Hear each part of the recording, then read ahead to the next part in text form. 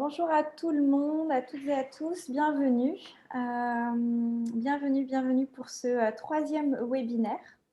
Nous attendons encore que quelques personnes puissent arriver. Nous allons commencer sous peu ce troisième webinaire qui est consacré au guide méthodologique sur la justice restaurative. Voilà, on va attendre encore une minute ou deux, le temps que l'ensemble des participants puissent se connecter. On est vraiment ravis au sein de l'Institut français pour la justice restaurative de vous accueillir. Heureux de votre présence. On vous remercie aussi de la confiance que vous nous faites d'être là et puis de consacrer ce temps-là sur la justice restaurative.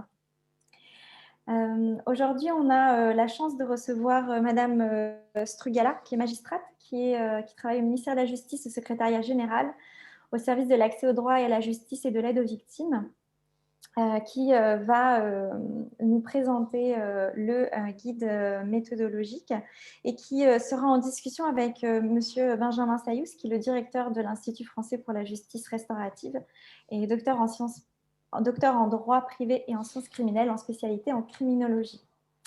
Je serai présente avec vous pour animer ce webinaire. Vous me verrez pas beaucoup, mais vous me verrez et je vais vous poser quelques règles de fonctionnement pour aujourd'hui. D'abord, le webinaire est enregistré. Donc, il sera disponible en replay d'ici à peu près une semaine. Les personnes qui se sont inscrites, vont pouvoir recevoir un lien à l'issue dans quelques jours avec le lien vers le replay, mais également une foire aux questions, des questions qu'on n'aura peut-être pas pu traiter à l'occasion de ce webinaire. Par ailleurs, vous avez les micros qui sont coupés, ce qui signifie que vous ne pourrez pas intervenir à l'occasion de ce webinaire. Vous pourrez le faire uniquement par le biais du chat. Vous avez en bas un petit onglet qui est conversé et vous allez pouvoir ici tout simplement échanger entre vous, mais également poser vos questions. Donc, n'hésitez pas à poser des questions tout au long des interventions à l'occasion de ce webinaire. Et puis, nous reprendrons des questions. On ne pourra pas forcément répondre à l'ensemble des questions, mais en tout cas, on veillera à revenir vers vous avec. Vous avez le choix d'activer ou pas votre caméra. Ça, c'est pour les aspects pratiques. Et puis, pour vous informer que vers 13h15, peut-être avant, mais en tout cas, à minima à 13h15, un temps de questions-réponses est prévu sur les 15 dernières minutes. Et donc, c'est à cette occasion que les questions que vous aurez posées dans l'onglet Converser, seront reprises et qu'on posera aux intervenants. Voilà, donc je vais passer tout de suite la parole à Benjamin Saïous. Et bien, Benjamin, je te souhaite une bonne intervention. Voilà. Merci Noémie. Alors bonjour à toutes et à tous. Pour moi, c'est un grand plaisir d'accueillir ce webinaire et Madame Strugala pour présenter ce guide méthodologique du ministère de la Justice sur la justice restaurative. Alors, pour ceux et celles qui découvrent un petit peu la justice restaurative, ce que l'on peut en dire dans un premier temps, un peu histoire de dresser un peu le panorama de la justice restaurative. La justice restaurative a pour objectif de permettre une rencontre de dialogue entre une personne victime, une personne auteur, ou des personnes victimes, des personnes auteurs, leurs proches, éventuellement, selon les types de mesures envisagées, pour leur permettre de dialoguer, de discuter de l'infraction, de ses répercussions dans leur vie. Ça peut se faire préalablement, comme postérieurement à un procès pénal. On peut même envisager dans des situations où le procès pénal n'est pas possible. On aura l'occasion d'y revenir. Et donc, la justice restaurative est possible en France depuis une loi du 15 août 2014 qui est venue intégrer la justice restaurative dans le code de procédure pénale à l'article 10-1. Cette introduction législative a été suivie en 2017 d'une circulaire qui a notamment prévu un certain nombre d'éléments qui permettaient d'appliquer cette loi en venant préciser un certain nombre de points, notamment sur la question des conditions pour pouvoir permettre d'y participer, le contrôle réalisé par l'autorité judiciaire. Là aussi, on aura l'occasion d'en reparler. Et notamment a aussi constitué un comité national de justice restaurative qui a eu notamment comme tâche de pouvoir constituer ce guide méthodologique. Et justement, pour préciser un petit peu ça, Madame Strugala, je voulais vous demander, dans un premier temps, peut-être de nous expliquer qu'est-ce qui a conduit qu'est-ce qui a motivé le Comité national de justice restaurative à constituer ce guide, comment est-ce qu'il a été élaboré? Alors, ce guide a été la première action sur laquelle a réfléchi le Comité national de justice restaurative qui a été prévu dans le cadre de la circulaire de 2017. Cette circulaire devait au départ s'autosuffire. Elle devait permettre aux professionnels de pouvoir comprendre quels allaient être les grands principes de mise en œuvre et les modalités pratiques du déploiement de ces mesures de justice restaurative sur le territoire. Mais rapidement, le ministère a pris conscience que cette circulaire levait beaucoup plus de questions que ce qu'elle semblait pouvoir en résoudre.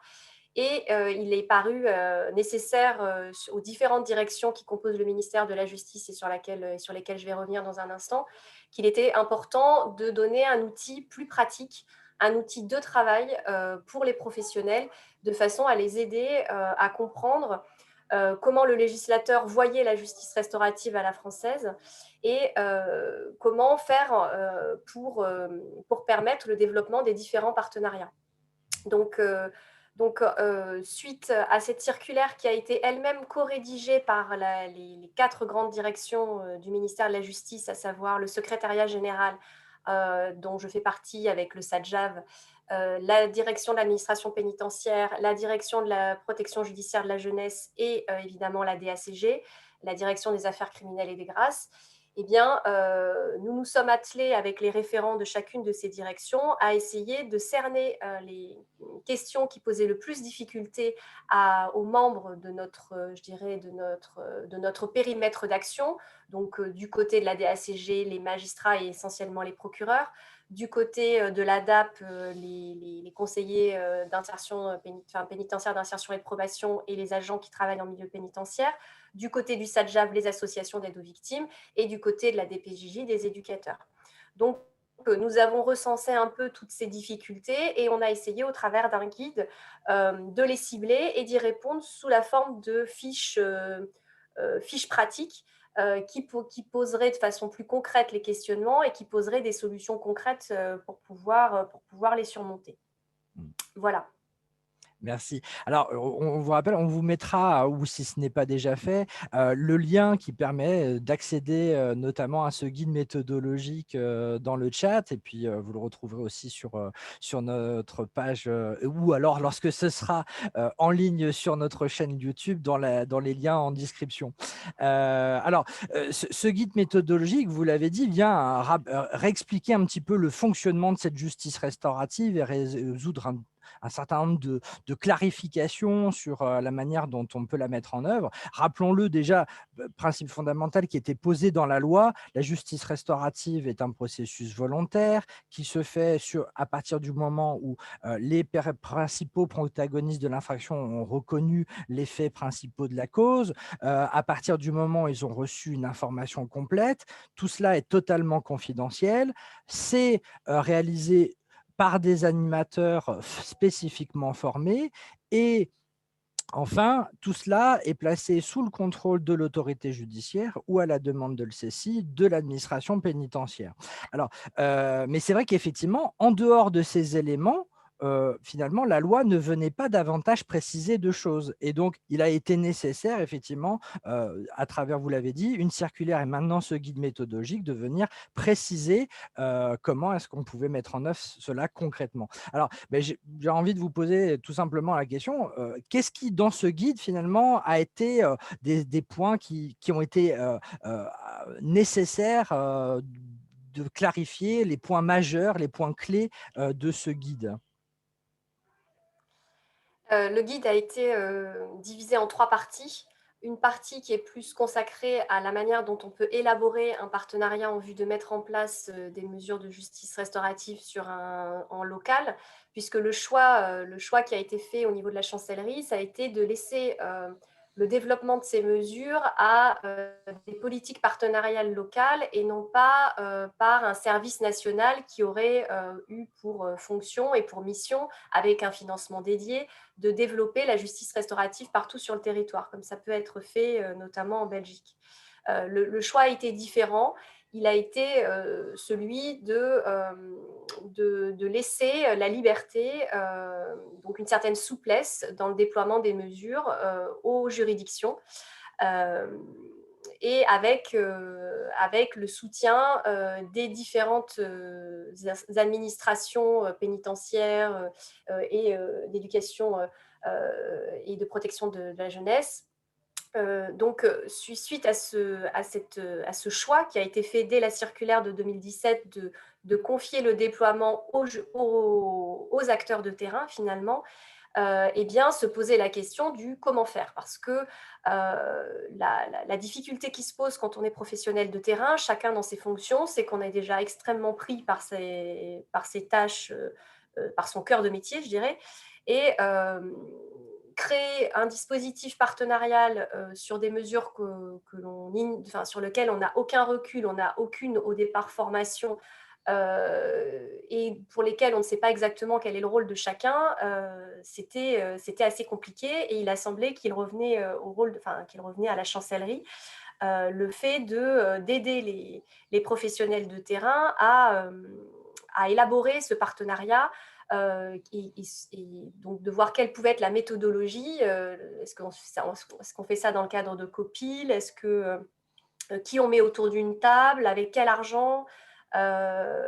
Autant de questions qui sont des questions un peu triviales, mais qui sont absolument essentielles quand on discute avec les acteurs de terrain, parce qu'on peut avoir de belles et grandes idées et penser que la justice restaurative, c'est très bien.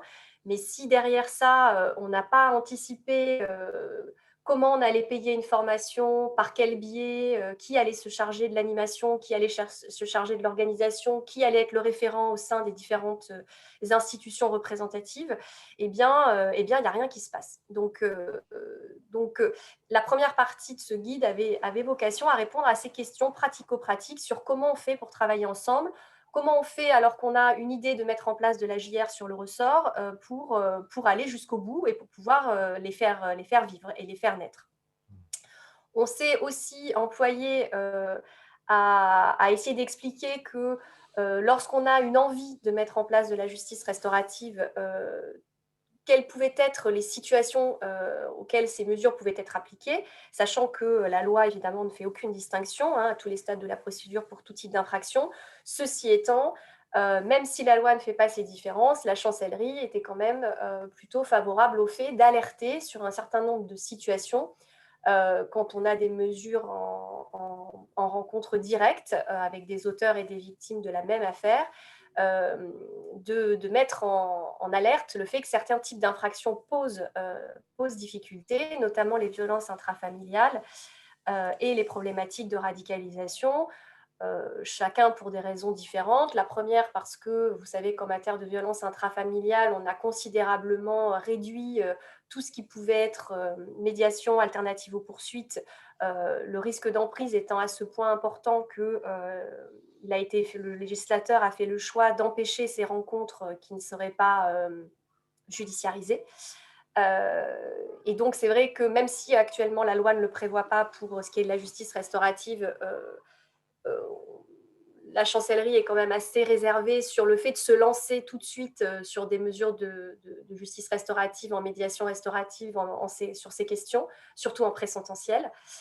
Et sur la question de la radicalisation, c'est vrai que l'administration pénitentiaire était quand même assez réservée parce qu'il y a aussi des questions de sécurité qui se posent et qu'à ce stade, c'était un peu compliqué de pouvoir se lancer sur ces dispositifs.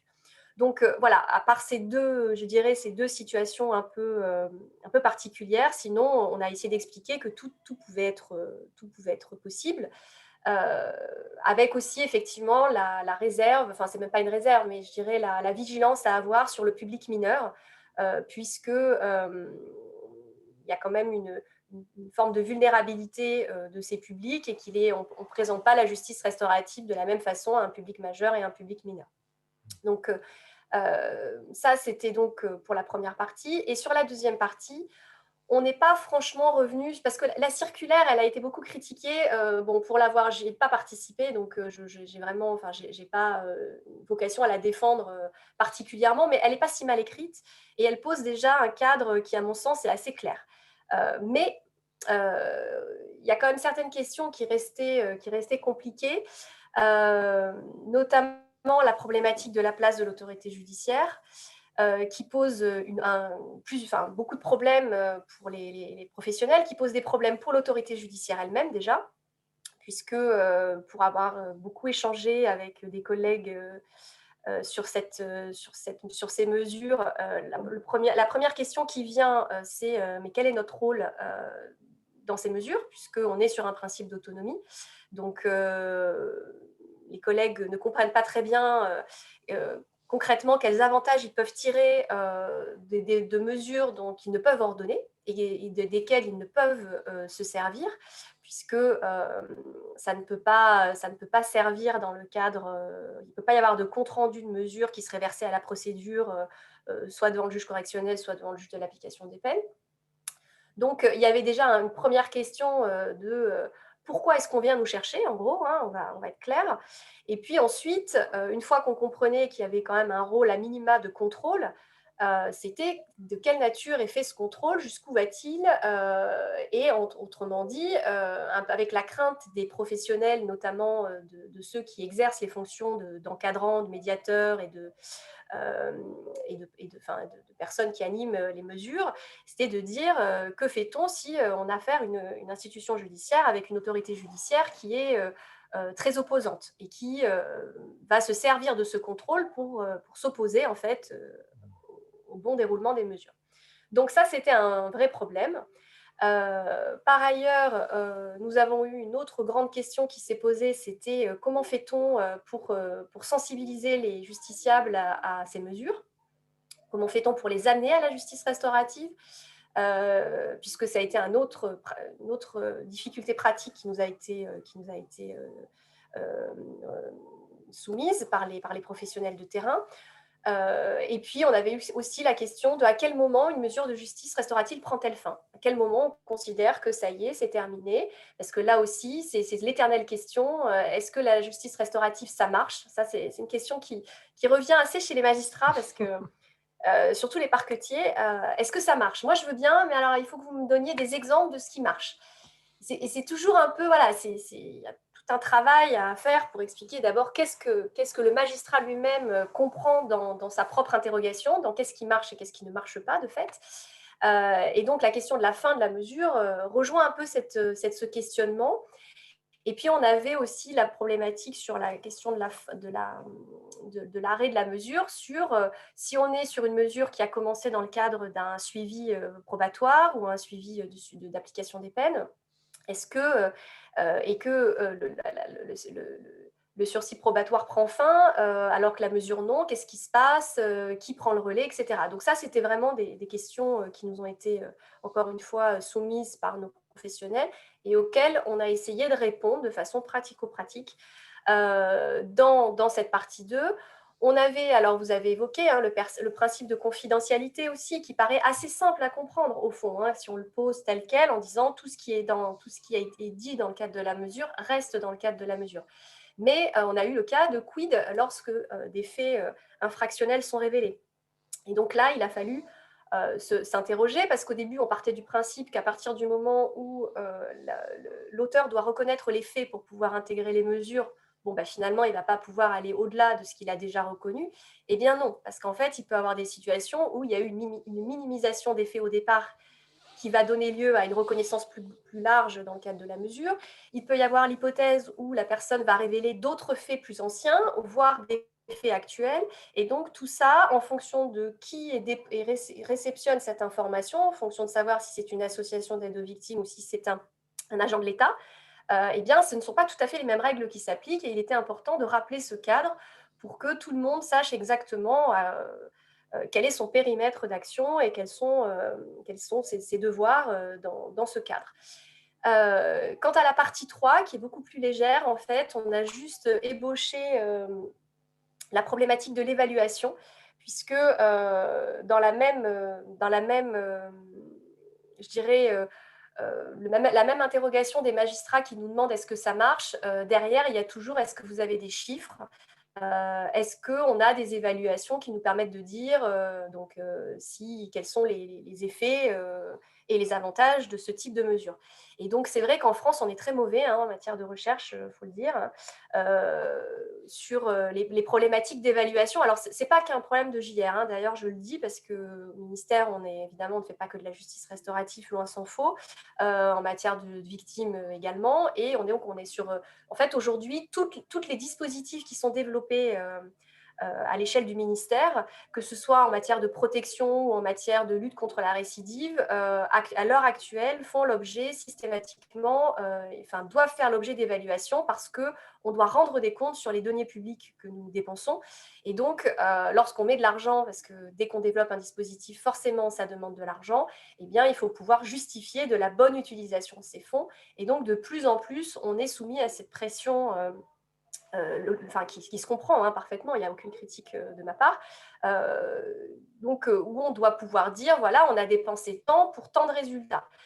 Après, la problématique, c'est qu'est-ce qu'on entend encore une fois par le résultat? Qu'est-ce qui va, à un moment donné, justifier qu'on dépense de l'argent? Qu'est-ce qui vaut le coup et qu'est-ce qui ne vaut pas le coup? Et c'est vrai que c'est là où parfois c'est compliqué aussi d'expliquer qu'en matière de justice restaurative, on ne va pas être sur du quantitatif, qui va permettre de pouvoir dire, regardez, ça marche, on a touché tant de dizaines de milliers de personnes, et que ça va plutôt être sur du qualitatif. Et c'est vrai que la justice restaurative pose cette difficulté qu'il faut pouvoir objectiver, valoriser des indicateurs aussi qualitatifs.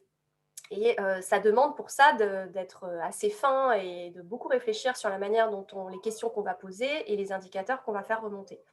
Donc ça, c'est un travail sur lequel le ministère, apporte son attention.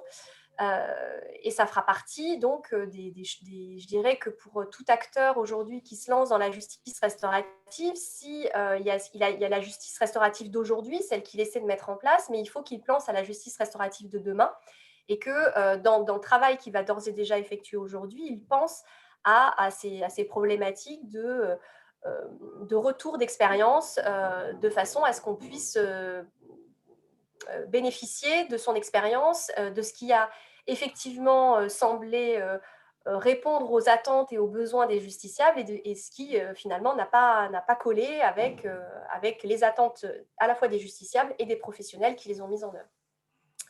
Et je dirais qu'il y a une autre partie de ce guide qui est présente et qui a toute son importance, c'est que nous avons choisi également d'illustrer tous nos propos par des modèles, modèles de convention, modèles de cahier des charges, modèles de fiches navettes, de façon à ce que les professionnels de terrain puissent avoir des exemples et puissent pouvoir s'en inspirer pour leur propre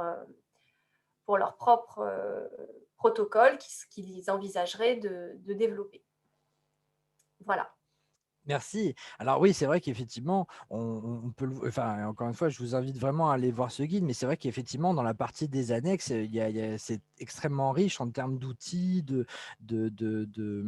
supports qu'on peut réutiliser pour pouvoir se lancer dans ces programmes, sachant que nous aussi, nous avions mis en place un certain nombre de modèles, de conventions, de cahiers des charges qu'il ne faut pas hésiter aussi à nous demander.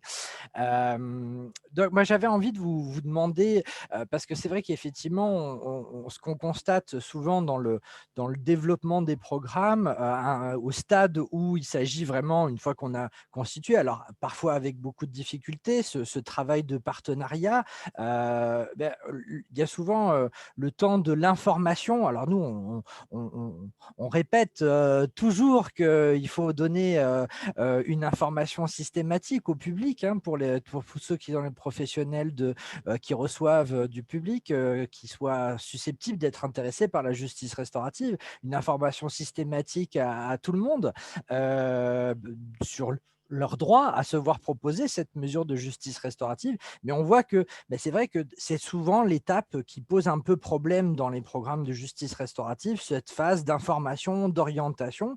Et je voulais vous demander, finalement, ce guide, qu'est-ce qu'il vient préciser justement sur ce point? Alors, le guide, il vient expliquer concrètement à quel moment on peut donner cette information. Et donc, on peut le donner à tous les stades. Donc, je vais pas, comme on n'a pas beaucoup de temps, je vous renvoie au guide pour identifier ces différentes étapes. Puisqu'en fait, cette information peut être faite dès le stade, alors théoriquement dès le stade de l'enquête, mais puisqu'on a des Sachant que situations de classement sans suite c'est ça. qui ne donneront pas lieu à une procédure judiciaire et donc qui, de fait, ne donneront pas lieu à une information par l'autorité judiciaire ou par un CPIP ou par un éduc.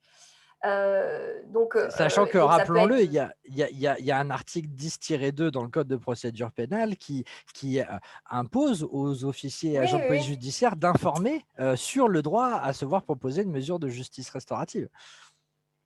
tout à fait. Alors je pense qu'à titre personnel, le législateur, là, je ne sais pas s'il a vraiment pleinement mesuré de la difficulté quand il a posé cette exigence, parce que on voit déjà que l'autorité judiciaire a beaucoup de mal à pouvoir informer et à développer des mesures. Alors du côté du ministère de l'Intérieur et surtout de la part d'enquêteurs pour lequel c'est absolument pas leur cœur de métier, Il y a un gros c'est travail de compliqué. formation. Il y aurait, et je vous dis, et par rapport notamment à l'accueil des victimes en matière, par les services d'enquête, il y a déjà un énorme travail à faire. Alors, on a beaucoup avancé, hein. Je dois reconnaître que les violences faites aux femmes et les mouvements de violences sexuelles ont déjà beaucoup changé la donne sur la problématique de l'accueil des victimes au stade présententiel. Mais il y a encore un gros, gros, gros travail à fournir. Alors, déjà, faisons ce travail, faisons en sorte que les victimes soient accueillies dignement, qu'on prenne leur plainte. Et puis après, effectivement, on pourra éventuellement commencer à parler de justice restaurative. Mais c'est vrai que là, ça me semble, à mon sens, vraiment trop précoce de le poser. Enfin, en plus, ça a été la première chose. Avant même de parler des magistrats, on a parlé des enquêteurs, et c'est vrai que c'était assez surprenant. Mais bon, après, le législateur, dans sa grande sagesse, fait ce qui lui semble intéressant. Mais pratiquement, c'est vrai que Ouais. ça me semble difficile surtout que nous, ministère de la Justice, on n'a pas de pouvoir hiérarchique en plus avec le ministère de l'Intérieur.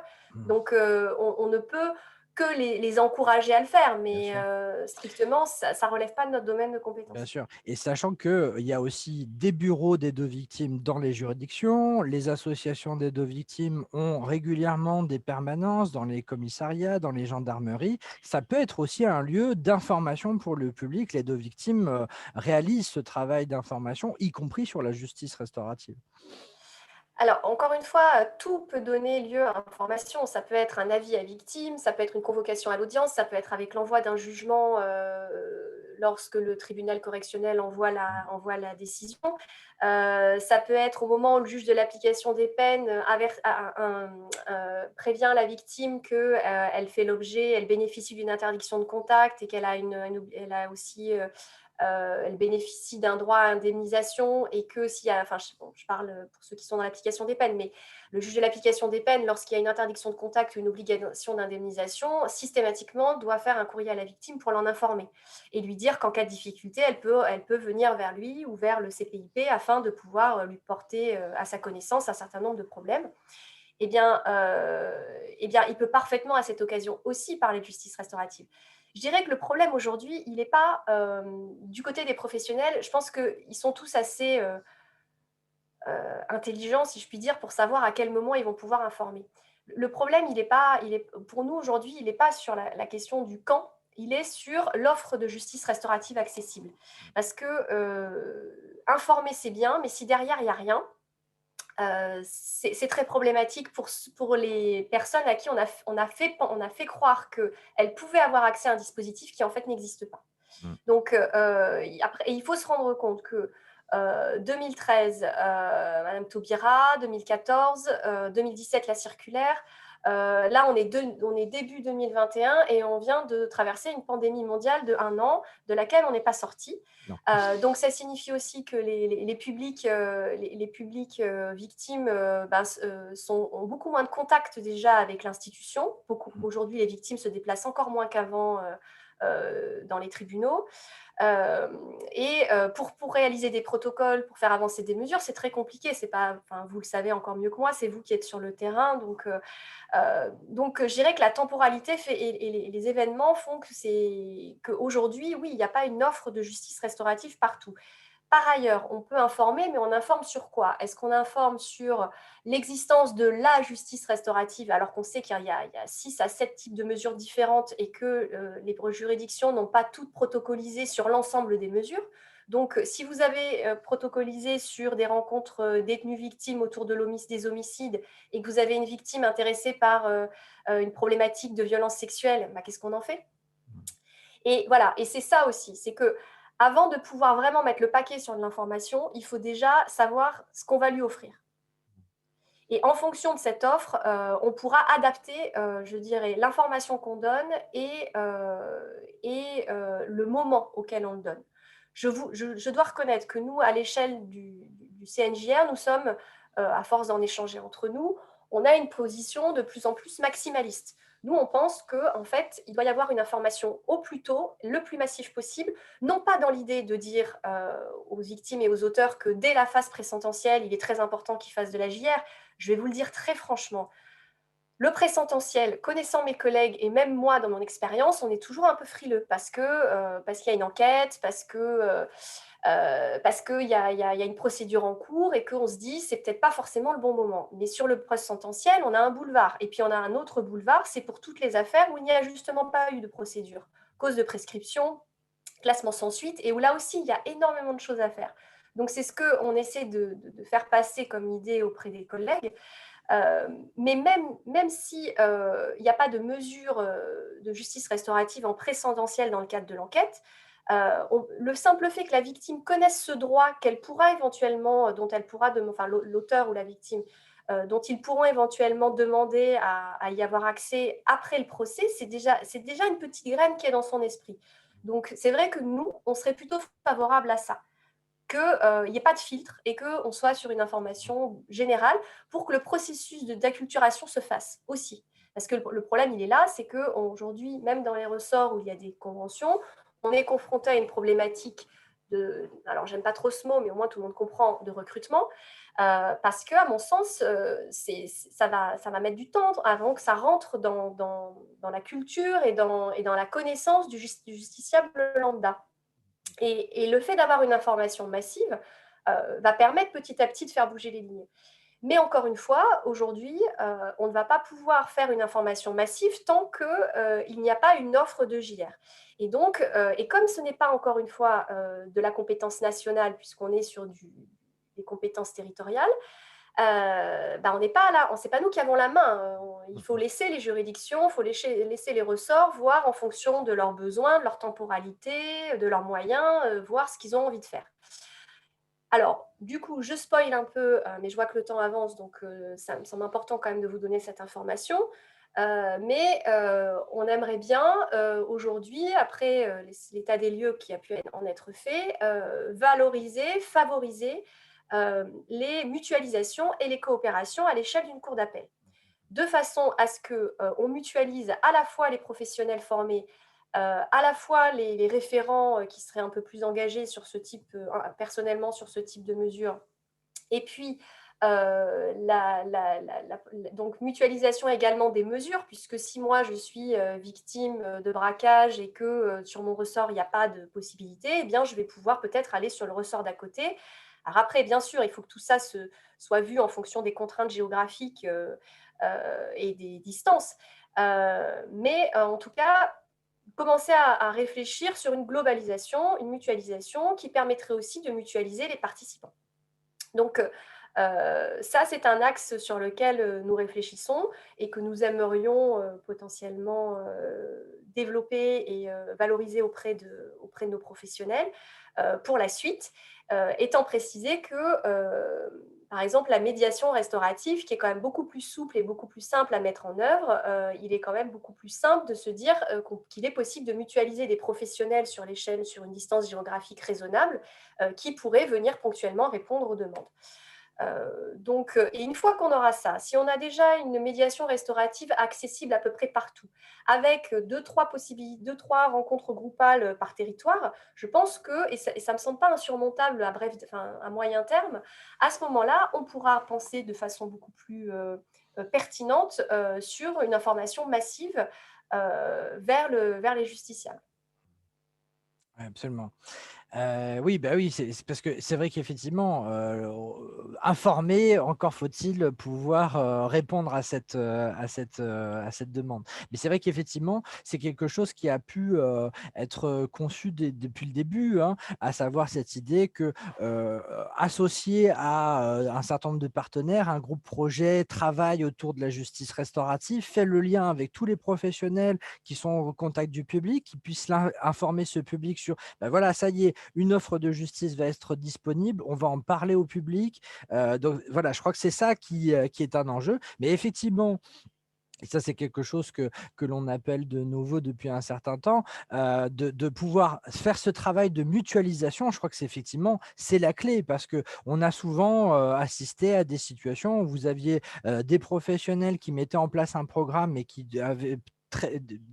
avaient des difficultés à trouver leur public. Parfois, un département juste à côté a du public, mais n'a pas cette capacité de pouvoir animer ou répondre dans un premier temps à leurs demandes. Et c'est vrai que parfois, là, c'était compliqué. Donc, raisonner à l'échelle d'interrégion ou à l'échelle de cours d'appel, ça peut être effectivement une piste très intéressante. Euh, un autre point que vous avez évoqué, et j'aimerais qu'on puisse développer là-dessus pour les quelques minutes qui nous restent, avant qu'on puisse passer aux questions, c'est notamment la possibilité de se dire, bah, voilà, il y a tout un tas de situations où la justice pénale, bah, parfois, n'est pas en situation de pouvoir répondre à la situation parce que il y a une prescription ou parce que tout simplement les poursuites ne sont pas envisageables pour différentes raisons, que ce soit au stade pré-sententiel, ou enfin, et peu de temps après la commission des faits, ou parce que, bah, voilà, on a atteint des délais de prescription, et notamment on pense évidemment aux problématiques, qui font beaucoup l'actualité à l'heure actuelle, des violences sexuelles et aussi, des incestes, et où notamment, une dépêche du garde des Sceaux appelle notamment à renforcer la justice restaurative dans ce domaine. Là aussi, je crois que le guide méthodologique vient rappeler cette possibilité-là. Oui, oui, et en fait, pour tout vous dire, nous en avons encore discuté récemment en interne, suite à une question sur laquelle nous avions échangé, hein, Monsieur Sayou, sur le fait de se demander. Alors, il y a des situations où une procédure judiciaire a été enclenchée, mais n'a pas donné suite. Donc, pour des raisons de prescription, pour des questions d'auteur inconnu, d'auteur décédé, et où là, finalement, la réponse était assez clairement donnée par le guide et par la circulaire que, évidemment, que la justice restaurative est possible dans ces situations-là. Mais dans ces situations, on avait quand même déjà eu un enclenchement d'une procédure judiciaire. Et la question qui s'est posée, c'est pour ces victimes qui ne veulent pas, pour lesquelles, à la limite, peu importe que ce soit prescrit, pas prescrit, que l'auteur soit identifié ou pas, mais qui ne veulent pas, pour des raisons personnelles, enclencher de procédure, mais qui pour autant pourraient être intéressées par une mesure de justice restaurative. Donc c'est une vraie question, et je vous avoue que dans mon entourage professionnel, j'ai des collègues qui ont pu me dire ah ben non, ils veulent pas de la justice, s'il n'y a pas de procédure, on peut pas les considérer comme rentrant dans le grand giron des victimes que nous, ministère de la Justice, nous allons prendre en charge. Alors quand on dit prendre en charge, c'est sur le plan budgétaire, puisque derrière quand même c'est le ministère qui finance. Soit, bon, je suis pas venue sur ces questions de financement, mais c'est un financement essentiellement au ministère de la Justice. Et donc, on en a discuté en interne, dans le cadre du CNJR, et en fait, il y a eu un consensus assez clair de la part de tous les référents pour dire que ces victimes-là devaient également pouvoir avoir accès à de la mesure de justice, à des mesures de justice restaurative, indépendamment du fait de leur souhait de passer par une procédure judiciaire, que ce n'était que l'application stricte du principe d'autonomie, puisqu'il y a une étanchéité entre procédure pénale et la JR. Alors, étanchéité, je fais juste une aparté. Ce n'est pas parce que la mesure ne peut pas être ordonnée et que le juge ne pourra pas avoir connaissance d'un rapport qui lui sera transmis qu'il ne pourra pas pour autant prendre en compte ce que la mesure de justice restaurative a eu pour effet sur les participants. Alors, j'espère que je me suis bien fait comprendre. C'est-à-dire que si un auteur ou une victime souhaite, lors d'une audience, faire état de ce qu'il a pu vivre et ce que ça a pu lui apporter, il est bien évident qu'un magistrat va le prendre en compte dans sa décision. Ça ne sera pas l'unique élément qui va lui permettre de prendre une décision. Ça fera partie d'un faisceau, ce qu'on appelle le faisceau alors pas d'indices parce qu'on n'est pas sur de l'enquête, mais un faisceau d'éléments qui va lui permettre, au regard de la personnalité de l'auteur, de pouvoir prendre une décision. Et de la même manière, une victime a tout à fait la possibilité d'être entendue par un juge correctionnel et de dire voilà, j'ai traversé ça, il m'est arrivé ça, je suis passée par ce processus et aujourd'hui, voilà ce que je veux, et lui en faire état, et le juge pourra évidemment le prendre en compte. Donc voilà, c'était juste une parenthèse pour dire que finalement, l'étanchéité ne signifie pas que justice restaurative et justice plus traditionnelle judiciaire n'ont absolument rien à voir. La justice restaurative peut être un complément, mais c'est même totalement un complément à la fois pour les auteurs et les victimes qui ont un temps d'échange que la justice judiciaire ne permet pas d'avoir, et c'est aussi une complémentarité dans les processus d'évolution et de prise en compte de l'autre dans le cadre de la prise de décision judiciaire. Alors voilà, je ferme la Oui, non, parenthèse. ce que vous nous dites est très important parce que c'est vrai que souvent on a tendance à considérer que la justice restaurative, c'est totalement distingué de la justice pénale. Non, en fait, ça, tout simplement, il n'y a pas de carotte à la justice restaurative. C'est pas parce qu'on participe que forcément il y a un avantage. Mais ça ne veut pas pour autant dire qu'on ne peut pas du tout en tenir compte, qu'il y a une cloison étanche et que c'est totalement distincte. Effectivement, les magistrats peuvent tenir compte de l'évolution de chacun. Les magistrats, et peut-être c'est aussi ça l'intérêt qu'ils peuvent y trouver à informer sur la justice restaurative et que tout professionnel de la justice peut trouver à informer, c'est que tout cela, ça va s'inscrire dans tout un cheminement pour la personne et que à terme, c'est quelque chose dont évidemment l'évolution et la situation de la personne va pouvoir être prise en compte d'une manière ou d'une autre, que ce soit par le juge d'application de peine ou même avant par une juridiction de jugement si jamais on avait un présentiel.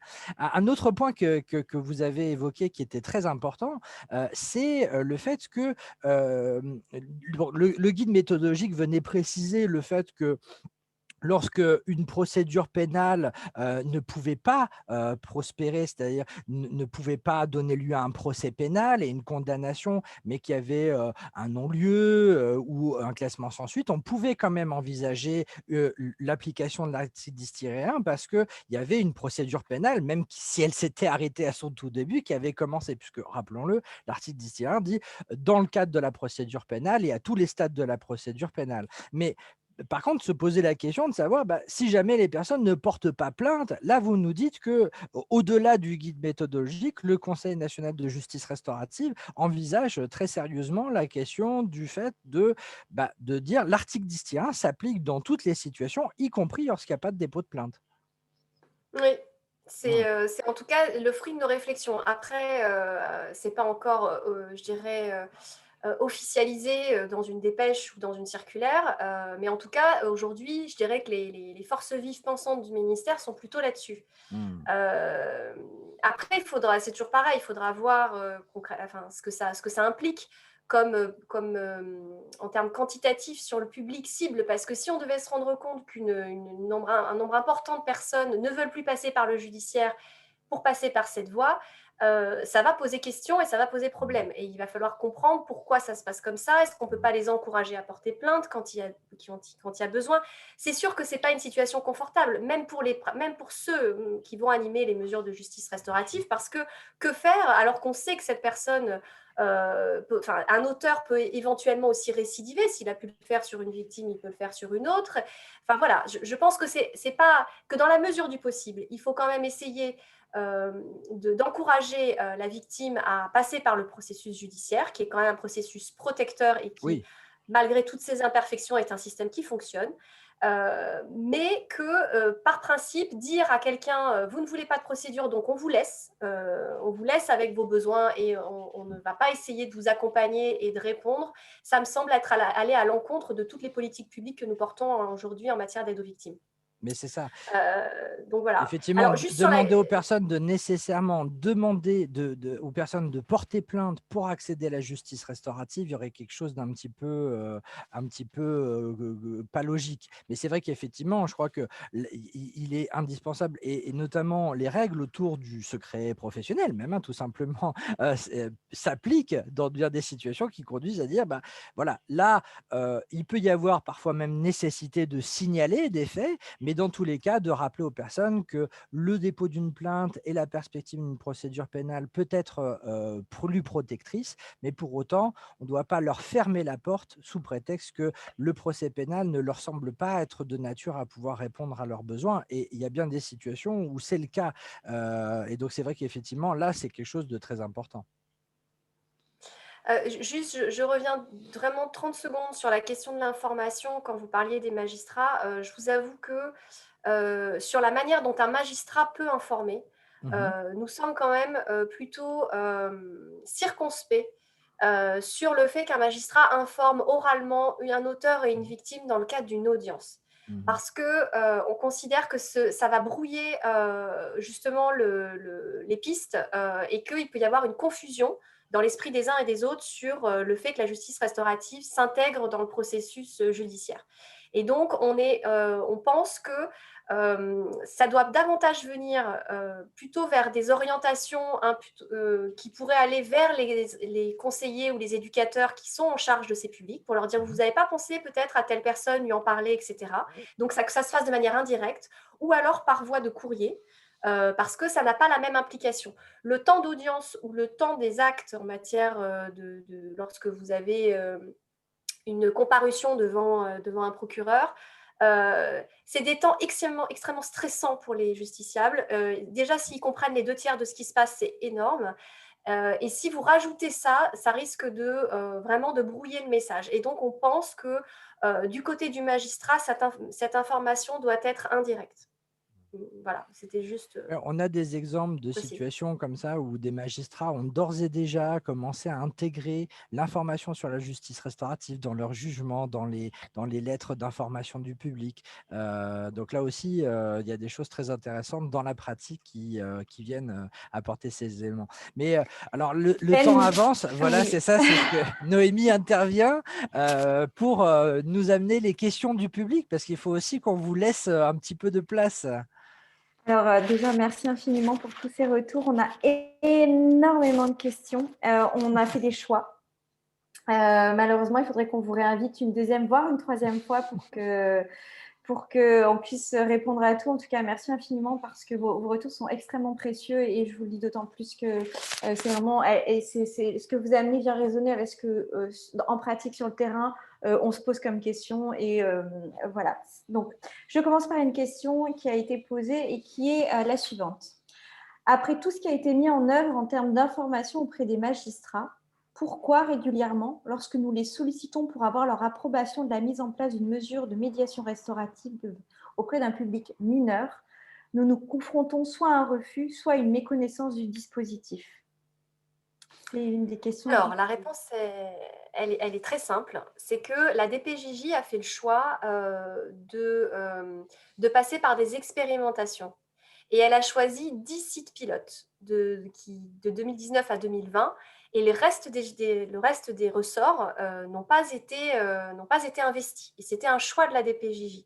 Donc aujourd'hui, ces expérimentations ont pris fin. La DPJJ là, est en train de sortir un guide qui vient être nourri par ce qu'ils ont pu, par le retour d'expérience de ces 10 expérimentations. Et aujourd'hui, la justice restaurative en matière de mineurs est peut-être généralisée à l'ensemble du territoire.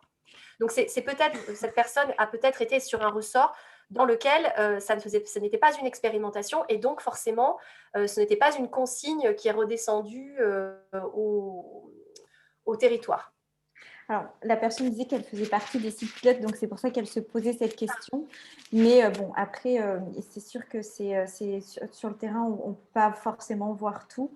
Une autre question qui était la suivante, quels sont les moyens dévolus à la justice restaurative dans le budget de la justice? Je pense que c'est une question qui préoccupe aussi pas mal les professionnels. Alors, il n'y a pas d'enveloppe financière qui serait votée à l'échelle du budget de la justice où on dirait il y a tant qu'il y a la justice restaurative. Comme c'est interdirectionnel, chaque direction garde ses frais. Donc en gros, l'ADAP et la DPJJ payent en fait par des ETPT et par de la formation.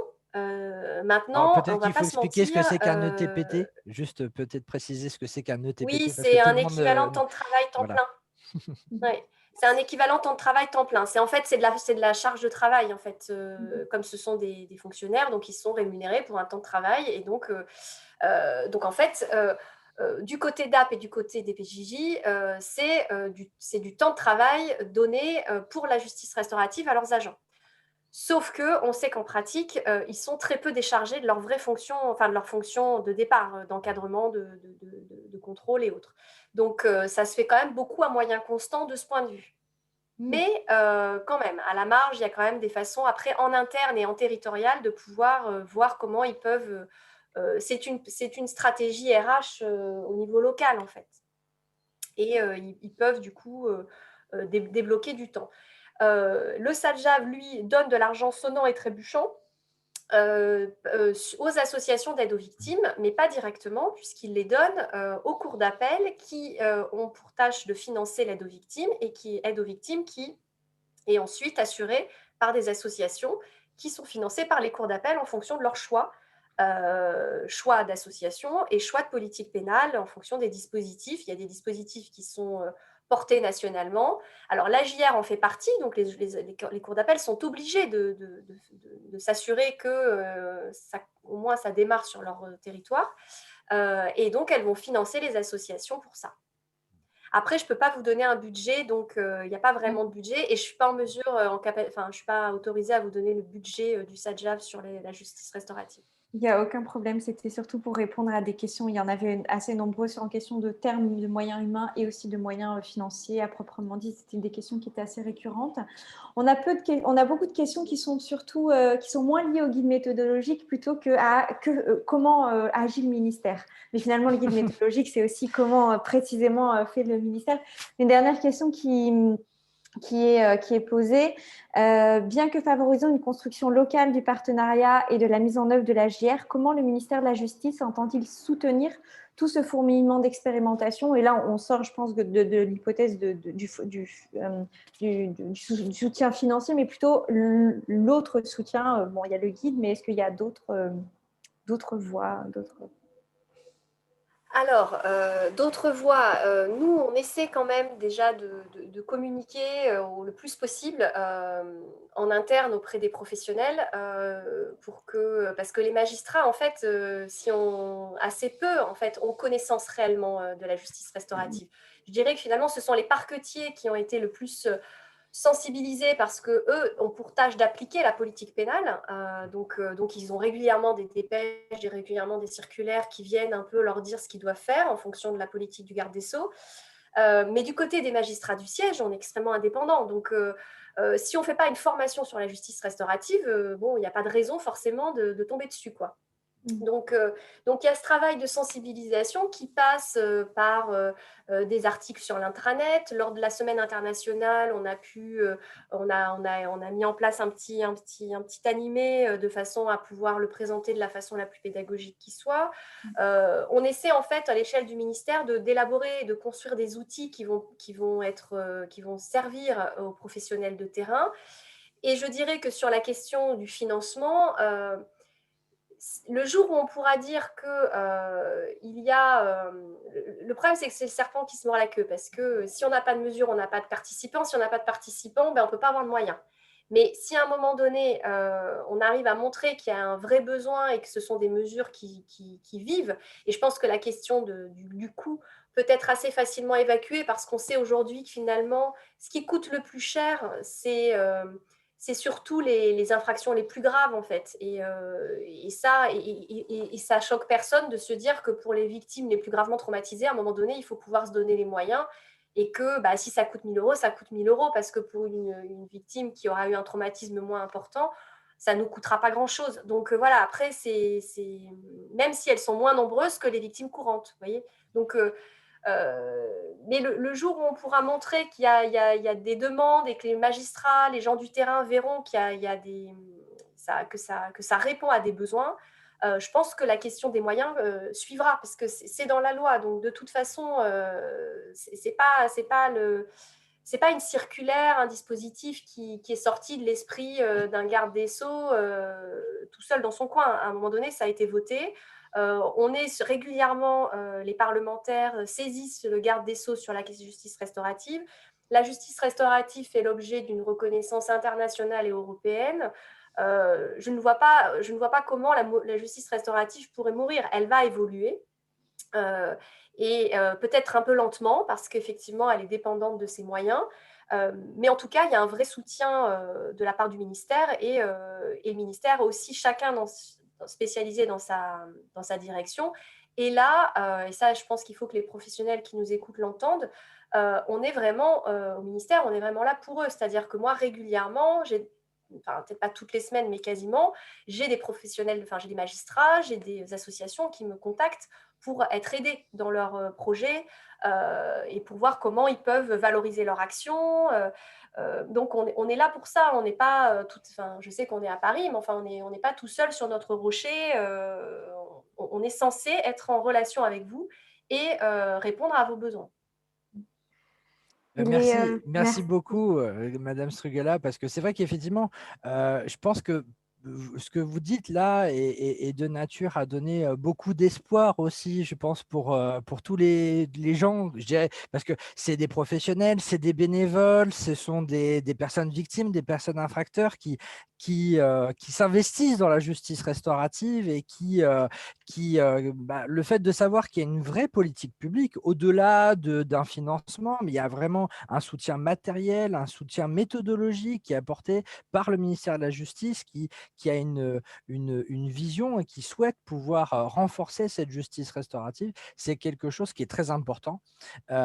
Et donc vraiment, merci de nous avoir apporté cette voix. Vous nous avez apporté aussi beaucoup de clarification sur ce guide. Et puis, je crois que maintenant, l'enjeu, c'est tout simplement d'aller lire ce guide pour ceux qui ne l'ont pas lu, et puis de passer à l'action. Et pour ça, on sait qu'on peut faire appel à Madame Strugala et au ministère de la Justice. Vous pouvez faire aussi appel à l'IFJR, on est là pour ça. Et je crois qu'on va pouvoir s'arrêter là. On arrive là. En tout cas, les premiers retours qui se font sont vraiment merci à tous les deux, et merci Madame Strugala pour la clarté, la richesse de votre réflexion. Tout le monde vous remercie vraiment très sincèrement tous les deux. On va donc, pour les personnes qui vont bientôt, qui sont en train de nous quitter, on merci beaucoup d'avoir été présents. On va vous envoyer le lien pour le replay et que vous pourrez partager aux personnes qui n'ont pas pu se connecter aujourd'hui et qui n'ont effectivement pas pu assister à ce très riche webinaire. On va également extraire toutes les questions qui ont été posées à l'occasion de ce webinaire, et puis on tentera, nous, à l'IFJR, d'y apporter une réponse en lien. Voilà. Donc, merci encore à tous les deux. pour toutes les personnes qui sont présentes, je vous souhaite à toutes et tous et qui vont partir une très belle après-midi. Au plaisir de vous revoir à l'occasion d'autres webinaires que nous allons organiser. Le prochain aura lieu au mois de mai, donc dans un mois. Notre fréquence va légèrement un tout petit peu diminuer, même si on est sur encore une fréquence de 1 webinaire par mois. Voilà, merci à tout le monde et puis à très très bientôt Merci. bientôt. Merci, hein. Merci beaucoup. Hein. Merci et bon courage à tout le monde. Merci. Oui.